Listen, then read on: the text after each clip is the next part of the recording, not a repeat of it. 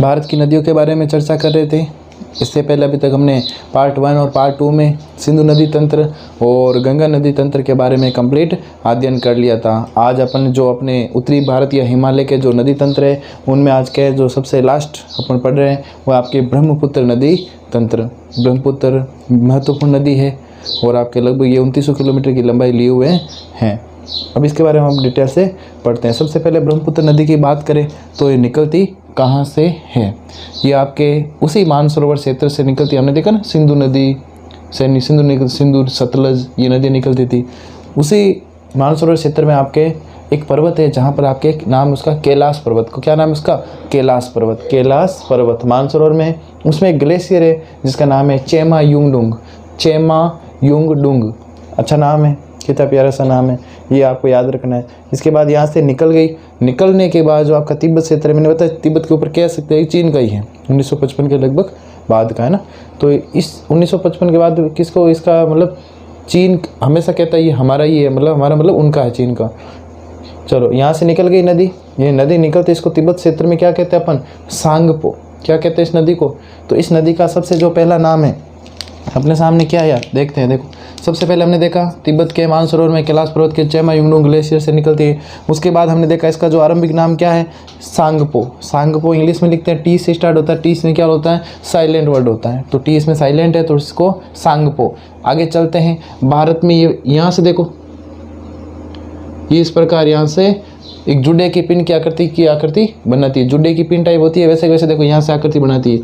यहाँ पर एक्चुअली क्या एक पर्वतमाला जिसका नाम है नामचा बरवा। कौन सी पहाड़ है? नामचा बरवा।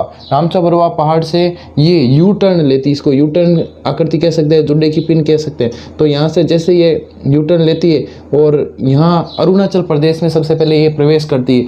अरुणाचल प्रदेश में इसका नाम क्या है? दिहांग। अरुणाचल प्रदेश में इसका नाम क्या दिया गया है? दिहांग। उसमें प्रवेश करने के बाद ये यहाँ पर आपके सबसे पहले असम के मैदानी क्षेत्र में प्रवेश करती है। असम के मैदानी क्षेत्र में प्रवेश करती है। कौन? ब्रह्मपुत्र। अभी नाम इसका नाम क्या? सांगपो। सांगपो के बाद आपके दिहांग। दिहांग के बाद अब हो गया इसका असम में क्या नाम हो गया? ब्रह्मपुत्र। ब्रह्मपुत्र। इसके बाद ये ब्रह्मपुत्र बहते हुए यहाँ से आपके बांग्लादेश में आ जाती है। फिर इसका नाम क्या होता है? जमुना।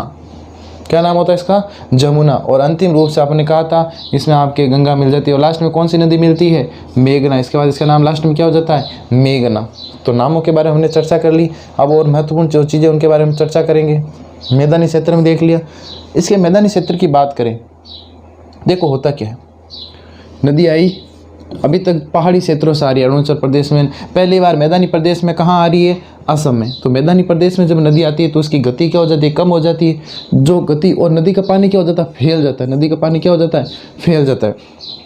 सिंपल एग्जांपल दूँ, जैसे आप पाइप से पानी आ रहा है, पाइप आप ऐसे करते हो, पाइप से पानी आ रहा है। अब पाइप को अगर पानी बाहर जा रहा है और नीचे आप ज़मीन पे छोड़ोगे तो पानी क्या है? जैसे पाइप में वैसे ही चलता जाएगा? नहीं, वो क्या हो जाएगा? फैल जाएगा। तो वैसे जब पहाड़ों से नदी आती है तो संकरे रास्तों से आती है। संकरे रास्ते मतलब कह सकते हैं छोटे छोटी तंग गलियों से, छोटे छोटे रास्तों से आती है। स्पीड तेज़ होती है क्योंकि ऊपर से गिरती है। और लेकिन जब ये मैदान में जैसे ही प्रवेश करती है तो पानी एकदम से क्या हो जाता है? फैल जाता है। तो ये यहाँ फैलते फैलते एक स्थान यहाँ पे बीच में रह गया। एक स्थान क्या रह गया? बीच में रह गया, मतलब एक टापू टाइप रह गया। टापू में सब समझते हो, उसके चारों तरफ पानी हो गया और ये नदी आगे जा रही। ये इसका नाम है माजुली द्वीप। क्या नाम है इसका? माजुली द्वीप। ये विश्व का सबसे बड़ा नदी द्वीप है। विश्व का सबसे बड़ा क्या है? नदी द्वीप है। आप मुझे बताओगे विश्व का सबसे बड़ा डेल्टा कौन सा है? वैसे अपन पिछले वीडियो में चर्चा कर चुके हैं, फिर भी आपको कमेंट करना है ताकि पता लगे भाई आप कितने पढ़ रहे हो। तो ये हो गया आपके कौन सा द्वीप? माजुली नदी द्वीप है, विश्व का सबसे बड़ा द्वीप है। किस नदी पर है? ब्रह्मपुत्र नदी पर है। कहाँ है? असम में। असम मैदानी क्षेत्र है। नदी आई, उसकी गति कम हो गई तो जो क्षेत्र था ये टापू बन के रह गया, मतलब कह सकते हैं द्वीप बन के रह गया। नदी द्वीप है। इसके बाद नदी द्वीप बन गया। इसके बाद अपने माजुली देख लिया, विश्व का सबसे बड़ा नदी क्षेत्र नदी द्वीप है सॉरी। और सहायक नदियों की चर्चा कर लेते हैं अपन। दाहिनी ओर से देखो, यहाँ से बात करें तो ये आपकी एक नदी आ रही है, इसका नाम है दिवांग। दिवांग, ध्यान रखना, दिहांग नहीं है। दिहांग तो इसी नदी का नाम है, हमने देख लिया। देखो दिहांग, दिवांग, ये आपके लोहित, नीचे वाली लोहित है ना, ब्लैक वाली लोहित। उसके बाद यहाँ पे आपके और ये आपके सिक्किम से निकलती है और यहाँ आपके बांग्लादेश में मिलती है इसे तीस्ता नदी। इसके अलावा भी एक और दो हमने देखा नंबर, सुबानसिरी, मानस, ये कई सारी नदियाँ जो इसकी सहायक नदियाँ हैं, हम यहाँ याद कर सकते हैं। देखो सहायक नदियों की बात करें दाहिनी ओर से कौन कौन सी है, बरेली, सुबानसिरी, मानस, ये हो गई बाईं ओर से, सॉरी दाईं ओर से।